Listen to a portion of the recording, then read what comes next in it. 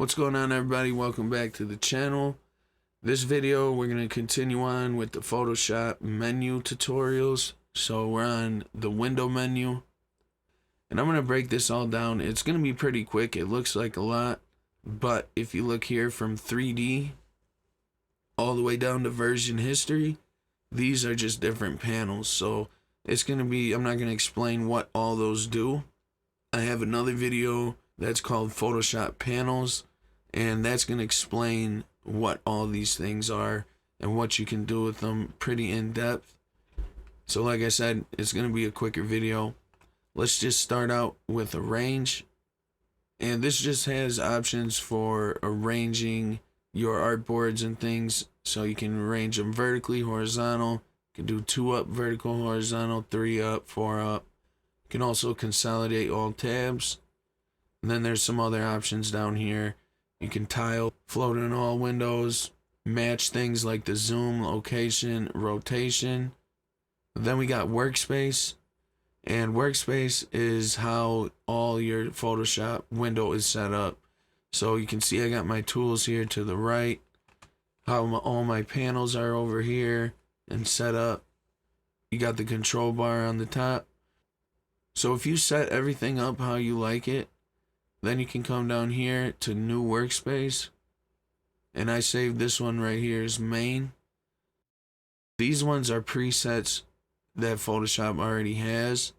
So if you're working with 3D or motion, painting, there's different ones you can choose. I just leave it on main all the time. You can also reset it or delete it. And you can change keyboard shortcuts and local workspace from here also. Find extensions on Exchange Legacy and Extensions Legacy. Extensions, this is where you'd come to after you've installed your plugin. You'll come here and click it, and then you'll be able to set it up on Photoshop. After that, like I said, these are all different panels.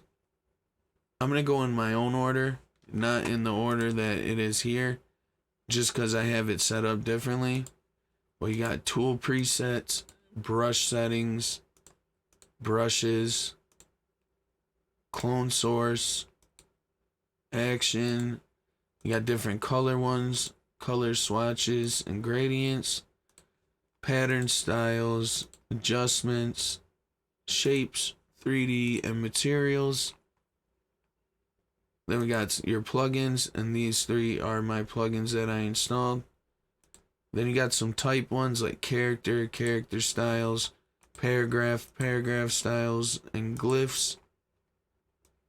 And at the end I got ones that I don't really use. History, version history, histogram, info, notes, timeline, measurement log, content credentials, and then finally comments.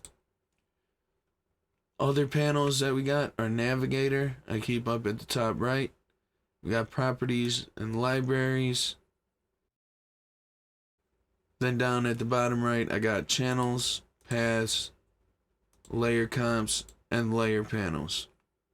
So those are all the panels. Like I said, check out the other video. I'll put it in the description. And last, we got this little sections down here. We got options.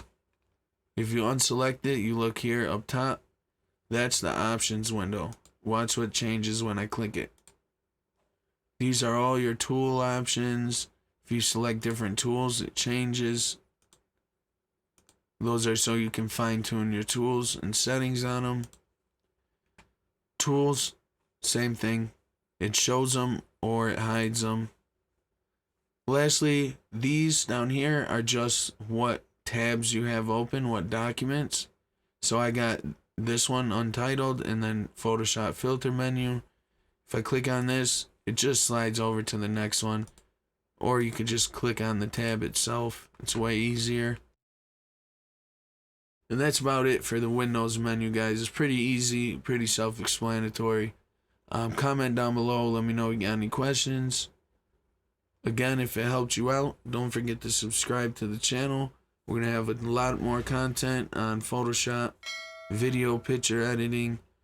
So with that, Thanks for watching, and I'll catch you in the next one.